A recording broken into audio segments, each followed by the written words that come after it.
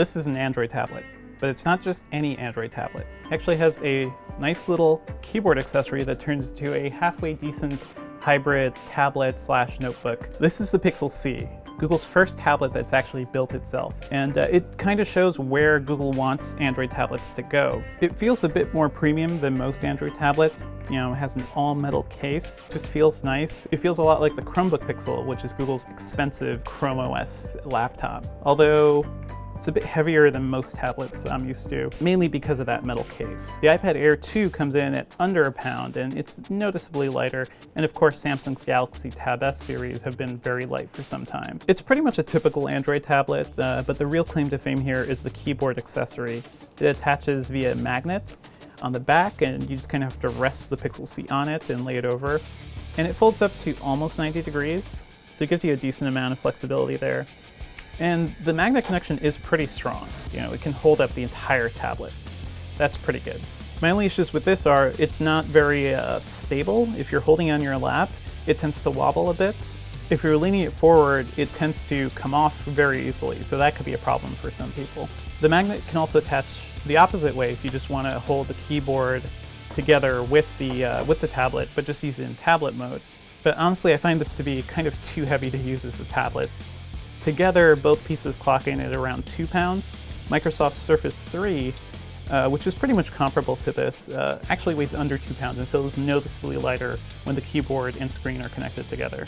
So this is honestly not a way I'd ever use the Pixel C. The magnets can also close the Pixel C together with the keyboard to make it look sort of like a tablet and protect all of those features.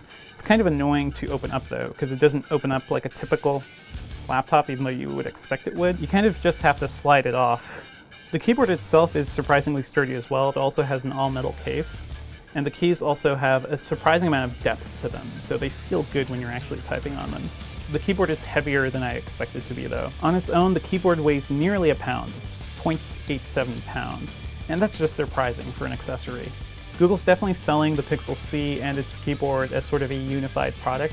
The keyboard is a separate $149 though, so keep that in mind. Mainly as a productivity device, the Pixel C works well if you're mainly just typing. The keyboard feels good, even though it's much smaller than your typical keyboard, and you'll also have to relearn where some keys are located. The Enter key is actually more vertical than most other keyboards I've used, and some keys like the Tab key are just smaller than usual. But once you figure everything out, you can get a nice flow going. I wrote most of my review of the Pixel C right on its keyboard without much of an issue. The big problem to watch out for is typing on your lap. Under the hood, it's running an NVIDIA Tegra X1 processor, which makes it much faster than most other Android tablets out there. It's also got 3 GB of RAM. Opening up programs, moving between them just felt really fast and fluid, almost desktop-like. The Pixel C runs Android 6.0 Marshmallow. It still falters when it comes to multitasking though. There's no multi-window support officially, although some people have been able to enable it by hacking Android 6.0. That's a shame. That's something that Windows has been offering, for a long time. Even iOS 9 offers it right now too. And it's something Samsung brought to Android with its Galaxy Tab.